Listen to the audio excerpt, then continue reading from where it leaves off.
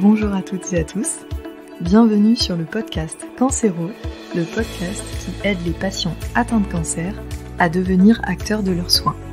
Je suis Abigail, pharmacienne d'officine, et ma mission ici est de favoriser le partage d'expériences et d'informations autour du cancer et des soins de support. Pour mener à bien cette mission, j'accueillerai à mon micro des patients qui nous raconteront leur histoire, mais aussi l'entourage proche, les aidants, les associations d'aide aux malades, ainsi que les professionnels de santé et les professionnels qui interviennent auprès des patients. J'espère que ce contenu vous aidera, et surtout si c'est le cas, n'hésitez pas à le partager auprès de patients de votre entourage. Je vous souhaite une très belle écoute.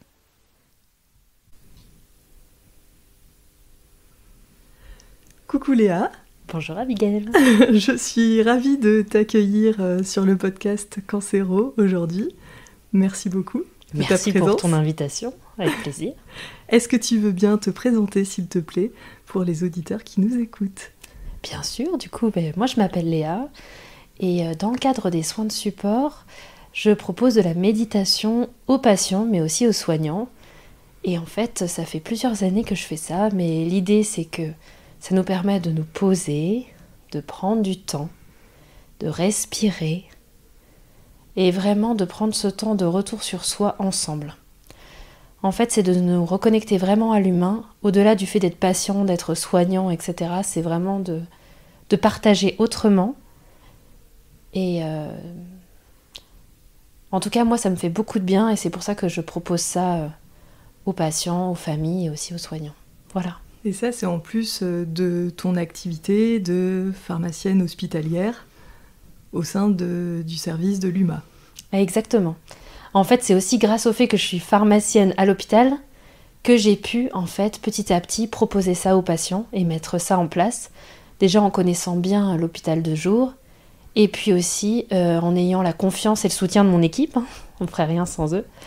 Et donc, en fait, l'idée, c'est vraiment de proposer des méditations, soit en service pendant le traitement, donc soit courtes, c'est-à-dire pour que ça n'entrave pas les soins, mais en même temps que le patient puisse avoir ce temps pour lui, ou alors de le faire dans un autre cadre, comme ici la maison de la santé par exemple, où c'est vraiment en dehors du soin, et là où on prend vraiment le temps. Donc on prend 1 heure par semaine, et en fait on est 6-7, on se retrouve à chaque fois, et ça nous permet vraiment de prendre ce temps et de partager ensemble la méditation.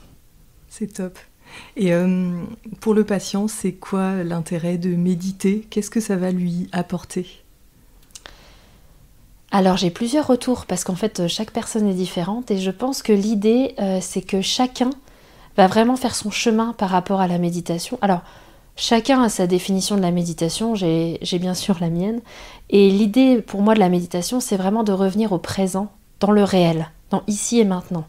C'est-à-dire tu vois là, on est assis sur des chaises et on discute et tout va bien. Parfois la projection dans le futur ou dans le passé peut être source d'angoisse, de stress. Et là, en fait, ça permet à chacun de s'ancrer dans le présent et de dire ici et maintenant, je suis là et je respire. Et en fait, du coup, on utilise nos 5 sens. Par exemple, par la posture. Là, on est assis sur une chaise. Donc, quand je suis assis sur une chaise, je suis assise et pas dans mes pensées. Mais ça peut être aussi plein d'autres techniques comme tous nos sens, quoi. Le goût, l'ouïe, souvent j'utilise de la musique. J'aime beaucoup jouer de la musique, donc le son pour moi est aussi un système d'ancrage. Et en fait, on reconnecte aussi le jeu. On est un peu des grands enfants tous. Et l'idée, c'est vraiment qu'on se fait confiance et que la seule limite pour moi de la méditation, c'est notre imagination. Parce que chaque expérience de la journée peut nous permettre de méditer. Donc en fait, ensemble, on trouve des nouvelles astuces, des nouveaux jeux, des nouvelles expériences auxquelles on se prête. Ça nous permet d'être ailleurs et en fait en même temps d'être là. De sortir de notre quotidien et de nous connecter vraiment au réel. Mais surtout, ça permet d'être ensemble et de nous rencontrer autrement. Je ne sais pas si j'ai répondu à ta question. Oui, complètement. Et non, mais c'est top. Et ça veut dire que concrètement, pour un patient qui est en chimio, pour qui les soins, c'est très très lourd, c'est anxiogène, la projection dans le futur est difficile, ça veut dire qu'on retrouve dans le moment présent un moment de sérénité et on essaye de créer une accroche dans le présent pour que ce soit peut-être un peu plus facile au quotidien. En fait, on utilise notre boîte à outils qui est exceptionnelle de tous nos souvenirs, de tous nos sens, et en fait, on redevient acteur parce qu'à ce moment-là, on a la puissance de se procurer à soi-même du bien-être. C'est-à-dire qu'on ne l'attend pas de l'autre. À chaque moment de notre vie, on peut utiliser ça pour se faire du bien et créer ce fameux cocon de douceur pour soi. Chaque technique va être différente, mais en même temps, chacun a les ressources pour trouver ce qui lui fait vraiment du bien. Et une fois qu'on est attentif à ce qui nous fait du bien et à nos envies, tout est possible. Dans ce cas-là, on arrive vraiment à chaque instant à se créer la bulle qui nous ferait du bien. C'est vraiment... c'est ça. S'apporter ce cocon au quotidien quand on le souhaite et quand on en a envie.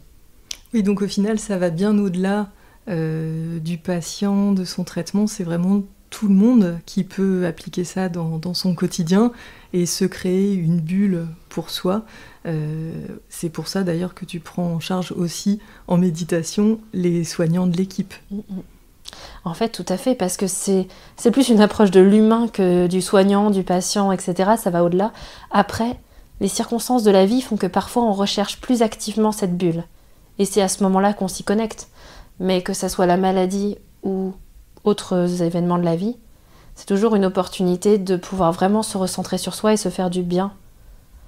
Les soignants, pour les côtoyer, ils en ont aussi besoin parce que, en tout cas dans mon quotidien, dans mon expérience, il y a parfois une perte de sens. Et de pouvoir se positionner en tant qu'humain aussi et de pouvoir prendre soin de soi, c'est vraiment important également. Qu'on soit patient, qu'on soit aidant, qu'on soit soignant, qu'on soit parent, bref, tu vois le truc. Oui, complètement. Eh bien, en tout cas, merci beaucoup Léa pour cette présentation très succincte de la méditation. Et en fait, je pense que le plus intéressant pour comprendre ce qu'est la méditation, c'est peut-être tout simplement d'en pratiquer une. Est-ce que tu veux bien nous faire en cadeau bonus une petite séance, rien que pour nous, rien que pour les auditeurs qui nous écoutent, et comme ça peut permettre, le jour où on en a besoin, peut-être de se réancrer dans le présent, et puis voilà, quand on vit des moments pas faciles, et bien peut-être de se remettre l'épisode, et puis de trouver une petite bulle de réconfort. Si ça te va. Avec grand plaisir. Top, merci Léa. Trop bien. Et bien du coup, je te laisse le micro. Ok. Et je t'écoute. Très bien. Alors du coup, est-ce que vous êtes prêts ? Prenez le temps. Où que vous soyez, je vous propose de vous installer le plus confortablement possible. De prendre le temps de vous asseoir, de vous allonger, de vous déposer. Prendre le temps de libérer votre respiration et en fait de vous proposer une pause dans la journée. Vraiment une parenthèse, un espace rien que pour vous.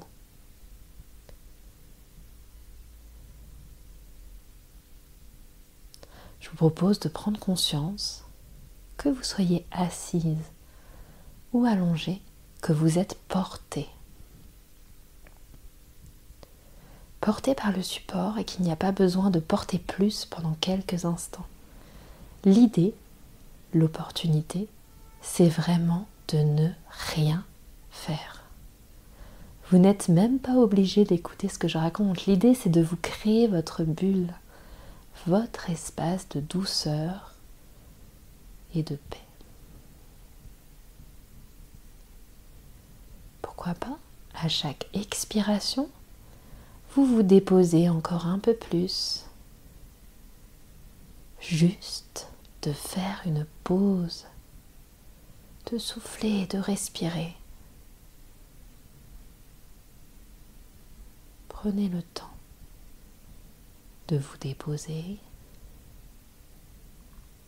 de vous laisser porter et de créer ce cocon de douceur et de tendresse pour soi.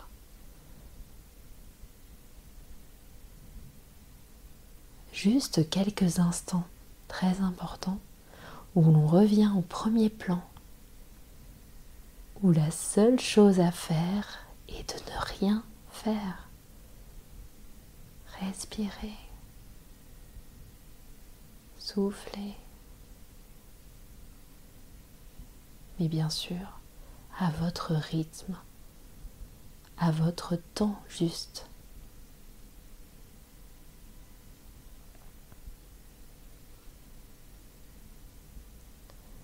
Vous pouvez vous laisser bercer par votre respiration,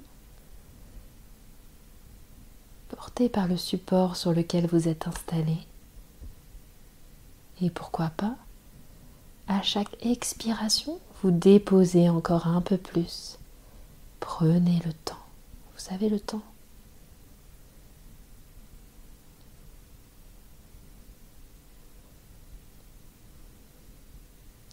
C'est seulement une pause dans la journée où je prends le temps de me déposer et de respirer dans ma bulle, dans mon espace, là où je suis bien, où je crée de la douceur et de la tendresse pour moi, avec moi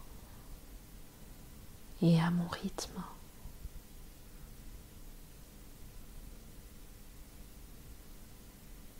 Juste bercé par ma respiration.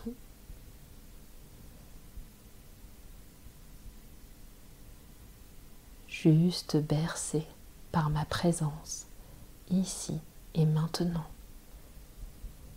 Juste une pause dans le temps, où je me dépose en douceur et où je prends le temps de respirer doucement, à votre rythme.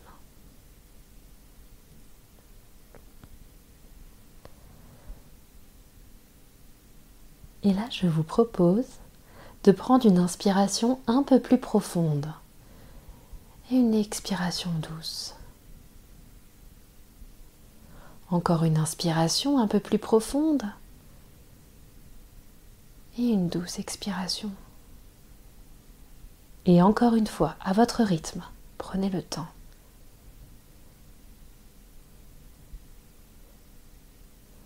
Quand le moment sera juste pour vous, et uniquement à ce moment-là, vous pourrez mettre doucement du mouvement dans vos orteils, dans vos doigts. Prenez le temps.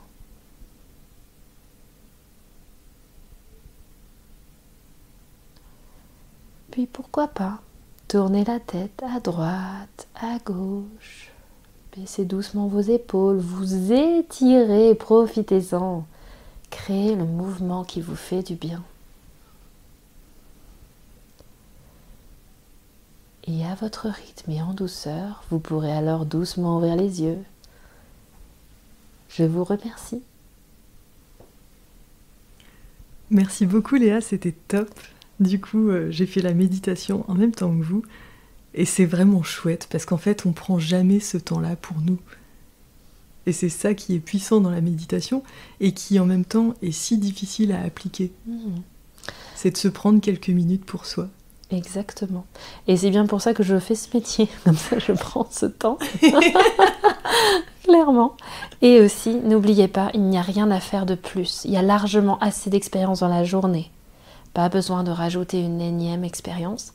N'hésitez pas, chaque expérience de la vie, que ça soit le soir quand on se dépose sur le lit, ou alors la première boisson chaude, ou alors la fraîcheur du matin, quelle que soit l'expérience, tant que vous êtes dans le présent, c'est une méditation. Donc, profitez, explorez et amusez-vous. Ouais, non, c'est top, c'est un beau mot de la fin. Et en effet, juste respirer, prendre conscience de ses inspirations, de ses expirations. Rien que ça, c'est de la cohérence cardiaque. Rien que ça, c'est de la méditation. Et rien que ça, c'est vrai que ça fait du bien. En tout cas, merci Léa pour cette séance de méditation cadeau qui, j'espère, vous fera du bien. Merci pour ta présence et merci pour ton temps. Merci, avec grand plaisir. Merci Léa.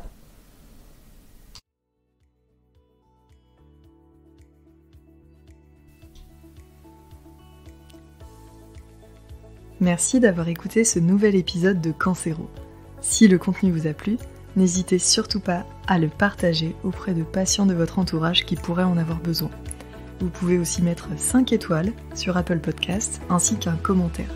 Ça permet de rendre le podcast Cancéro plus visible et d'aider un maximum de patients. Si vous souhaitez me contacter pour me faire des retours sur les thèmes que vous aimeriez que j'aborde, me faire part de vos problématiques, ou peut-être même me raconter votre histoire, c'est sur la page Instagram du podcast que ça se passe, à cans.hero, canc.heros. Je vous souhaite une très belle journée, prenez bien soin de vous et à très vite.